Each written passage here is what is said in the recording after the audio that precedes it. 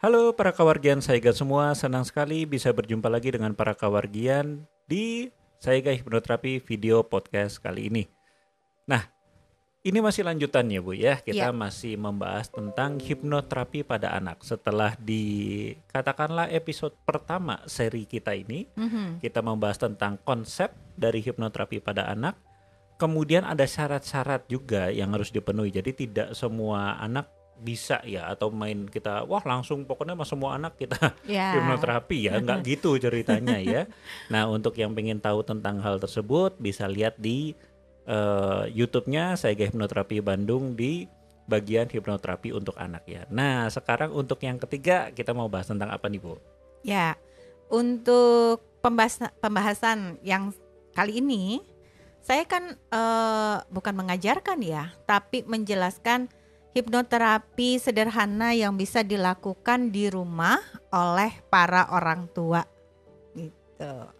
Nah ini patut disimak nih ya. Jadi ya mungkin banyak orang berpikir hipnoterapi itu kayaknya wah kan harus lisensi ya harus wah belajar berjam-jam. Tapi Iya, ternyata ada juga nih cara yang cukup sederhana yang bisa dilakukan oleh orang tua. betul. Minimal ya mungkin katakanlah untuk pertolongan pertama ya atau penanganan pertama lah ya pada anak-anak yang mungkin gangguannya belum terlalu ya heboh lah ya, Iya. belum terlalu rumit. Nah, seperti apa tuh Bu? Boleh. Nah ini yang seperti saya sampaikan di video podcast sebelumnya ya, Dok. Kan ada beberapa kasus orang tua yang datang pada anak saya misalnya dengan keluhan susah makan, misalnya, aduh anak ini susah diatur, kok bandel banget ya gitu. Yang seperti sudah saya sampaikan sebelumnya kan bahwa tahapan perkembangan gitu kan untuk anak-anak di bawah usia 7 tahun itu tadi yang dimana gelombang otaknya tadi gitu kan eh itu masih ada di kondisi theta ya. Jadi area kritisnya tuh masih belum terbentuk lah.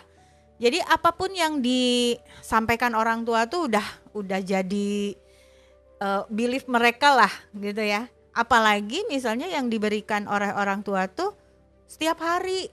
Misalnya gini, anaknya nakal menurut orang tua ya.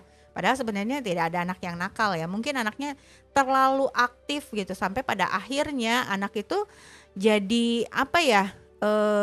Gerak tubuhnya mereka sukar gitu kan untuk mengendalikan. Jadi ketika anak itu kebanyakan gerak tadi, jadi nyenggol sana, nyenggol sini, akhirnya kan ada piring pecah lah, ada apalah yang rusak gitu misalnya. Atau tadi gitu, untuk anak-anak yang memang keingintahuannya terlalu tinggi gitu.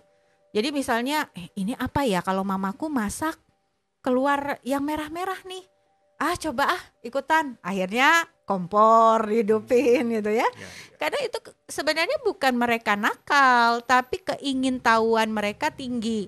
Nah, ketika mereka melakukan hal-hal yang menurut orang tuanya adalah perilaku nakal tadi, susah diatur tadi, akhirnya tercetuslah atau keceplosanlah atau misalnya ada label yang diberikan oleh orang tua kepada anak. Ini anak bandel banget sih gitu kan. Ah dasar kamu mah anak nakal, susah diatur. Nah, itu kan dia sudah memberikan label ya kepada anaknya. Yang pada akhirnya karena setiap hari atau sering dilakukan oleh orang tua, label itu diberikan kepada anak, otomatis itu akan menjadi belief dia yang masuk ke dalam area tadi gitu kan. Ya tadi kan yang seperti saya sampaikan sebelumnya bahwa ini gelombang otak anak masih ada di theta di mana dia dalam konteks atau gelombang otak yang rileks, yang memang semua informasi itu nggak ada saringannya, langsung masuk ke dalam otak anak atau dalam pikiran bawah sadar anak, yang pada akhirnya nanti ketika dia sudah mulai area kritisnya muncul, kemudian pikiran sadarnya sudah mulai atau gelombang otaknya sudah lagi di theta tapi misalnya di delta gitu. Jadi anak juga yang aku tuh kayaknya bener ya anaknya nakal, aku tuh bener ya anak yang susah diatur. Ya pada akhirnya perilaku yang muncul ya perilaku itulah gitu ya. Makanya hati-hati dalam memberikan label anak. Jadi pahami dulu sebenarnya kan anak itu nggak ada loh anak yang bandel, nggak ada anak yang nakal, nggak ada anak yang susah diatur. Ini karena orang tuanya aja yang kurang sabar. Pengennya tuh instan dok. Jadi pengennya tuh anaknya tuh baik-baik saja gitu. Diem, nurut gitu. Nah, hati-hati kalau anaknya diem, nurut, anteng, ya ternyata perkembangannya juga terlambat. Mau nggak begitu? Justru biasanya anak yang nggak bisa diem, anak yang terlalu kritis itu tanda-tanda memang anaknya pinter gitu. Karena dia keingintahuannya tinggi. Hanya saja mungkin karena kita sebagai orang tua tadi yang belum paham, kemudian yang kurang sabar. Ya, pada akhirnya ya sudahlah melabel itu.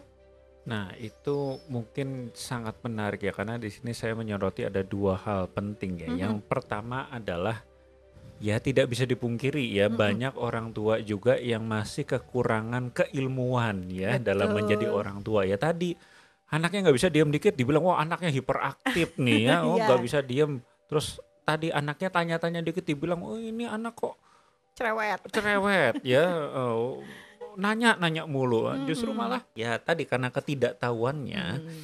ini justru menghambat Ya. perkembangan dari si anak. Jadi ya sekali Mhm. lagi bagi para orang tua jika memang merasa mungkin ada sesuatu yang kok kayaknya nggak pas ya, Mhm. jangan ragu-ragu ya. Iya. Tidak perlu ragu untuk ya katakanlah tadi menambah ilmunya dulu lah minimal Mhm. ya. Kalaupun katakanlah wah saya nambah ilmu gimana gini-gini, ya udahlah langsung aja periksakan atau kontak ke profesional ya, ke Iya. psikolog atau mungkin tadi bagian tumbuh kembang anak ya Mhm. untuk betul-betul berkonsultasi ya, jangan cuman kembali lagi berasumsi ya.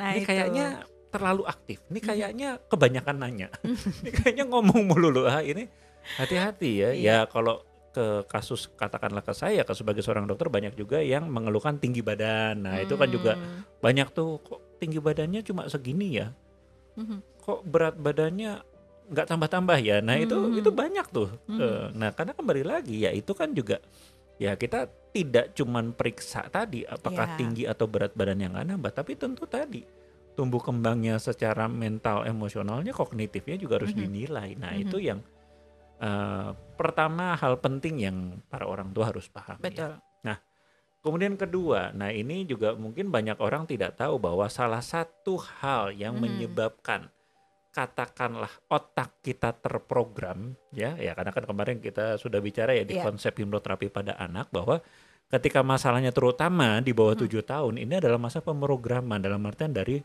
pola asuh atau Iya, betul. lingkungannya. Mhm. Nah sayangnya salah satu cara memprogram paling sederhana adalah dengan tadi yang tadi Bu Widi sampaikan, repetisi ya, Betul. pengulangan ya. Mhm. Nah yang jadi masalah itu dari 10 kali katakanlah berkata kepada Mhm. anak, sayangnya itu 9 kalinya dibilang bandel, 1 kalinya dibilang baik. Jadi kan 9 lawan 1 ya. Iya, Ini betul. anak bandel, ini anak nggak nurut, ini anak ini baru sekali Nah. waktu, oh ya kamu baik. Nah udah sisanya gitu lagi. Wah ini anak bandel, ini anak ini. Nah ini kan akhirnya ya memang dia terprogram Betul. untuk jadi bandel. Padahal ya Mhm. seandainya tadi ya, seandainya dibalik ya, Mhm. 9 banding satunya, 9-nya selalu mengatakan anak baik, anak pinter, anak soleh ya. Mmm. Satunya aja lah mungkin sekali-sekali kelepasan mah manusiawi. Tapi ya ini kayaknya kenyataan memang banyak sekali orang tua yang sekarang ini ya tadi tidak sadar itu. Betul. Berpikirnya bahwa ya kata-kata itu mungkin tidak terlalu banyak pengaruhnya untuk Mhm. perkembangan anak. Dan masalahnya adalah ya ternyata sangat berkebalikan ya. Kata-kata orang tua ya makanya kata-kata orang tua adalah doa. Ya Ya itu. salah satunya di sini terutama di 0 sampai 7 7 tahun tahun, tadi ya karena betul. disinilah otak anak mulai terprogram apakah dia akan jadi baik, nakal, Mhm. bandel, kemudian katakanlah banyak kreatifnya Iya, segala macam. Nah di sini, nah ini itu hal kedua ya yang saya rasa tadi penting sekali untuk betul. kita para orang tua atau masyarakat pada umumnya tuh sadar Mhm. tentang Mhm. ini ya. Nah Apalagi Bu yang bisa dibagikan ini kalau untuk mengenai ya katakan hipnoterapi sederhana apalagi Bu? Betul dok, tadi yang saya dokter sampaikan. Nah kemudian makanya sebenarnya jangan cepat-cepat orang tua itu langsung datang ke hipnoterapis atau misalnya ke psikolog minta ini anak saya di hipnoterapi aja biar dia nggak bandel lagi, biar dia mau makan nasi, dia mau makan sayuran, pokoknya banyak gitu ya keinginan orang tua. Padahal sebenarnya orang tua tuh bisa melakukannya sendiri dok, gitu kan. Jadi nggak perlulah dengan apa sih namanya jauh-jauh atau susah-susah datang ke kita. Dan kadang-kadang kita juga ya mau ya seperti yang saya sampaikan di video sebelumnya kan, kalau untuk anak-anak memang agak masih belum bisa gitu. Kecuali ya tadi repetitif, pengulangan setiap hari dilakukan apa dengan kata-kata hal yang positif gitu. Kemudian kalau misalnya anaknya susah makan sayur, susah makan nasi gitu. Saya seringkali sampaikan ya ini orang tuanya yang masih kurang kreatif gitu, yang sampai kurang bisa ngebujuk anak, kurang bisa kreatif gitu kan untuk mengolah makanan sampai pada akhirnya anak jadi suka gitu. Dan lagi satu hal yang saya garis bawahi kembali lagi bahwa tadi gelombang otak anak di usia di bawah 7 tahun itu karena dia memang masih di dalam gelombang otak theta di mana semua informasi sangat mudah masuk kepada pikiran bawah sadar anak gitu. Makanya apa namanya tadi hal-hal yang baik harus sering diberikan gitu kan. Jadi yang diucapkan dengan perilaku yang diberikan kepada anak itu harus sesuai. Kan ada yang bilang katanya gini, hipnoterapi untuk anak bisa dilakukan kalau anak lagi tidur. Udah aja dibisikin, wah kamu anak hebat, kamu anak pinter, kamu anak nurut. Begitu anaknya udah bangun, dasar kamu susah banget diatur apa segala macam. Nah itu kan berarti kontradiktif ya.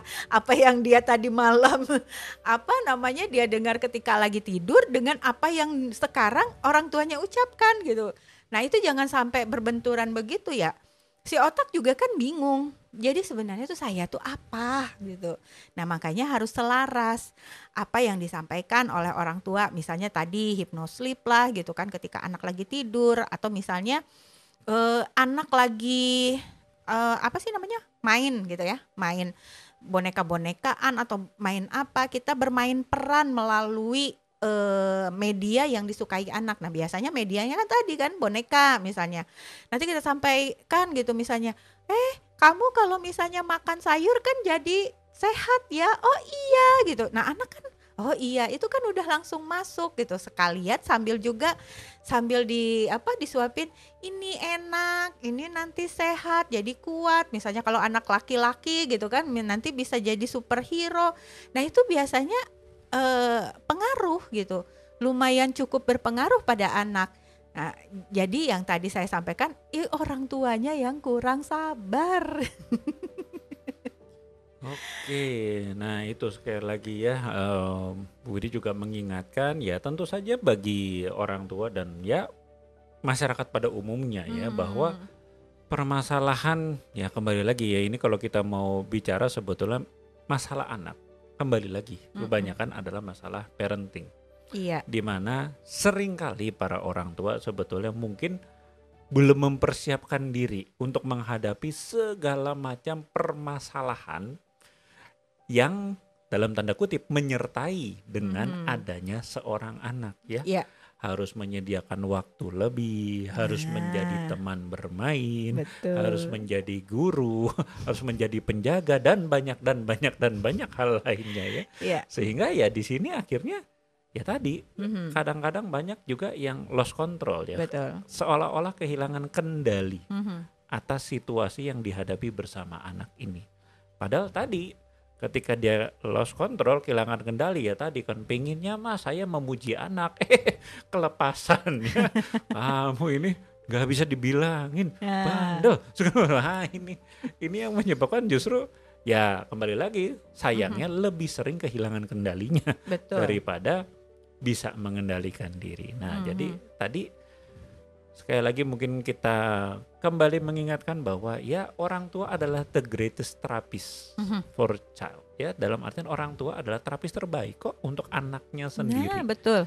Dibandingkan apapun. Kenapa? Karena tadi butuh pembiasaan ya. Jadi nggak bisa juga nanti di tempat terapi dibilang oke, kamu berharga, kamu baik, kamu bisa. Di rumah tetap lah tadi kan.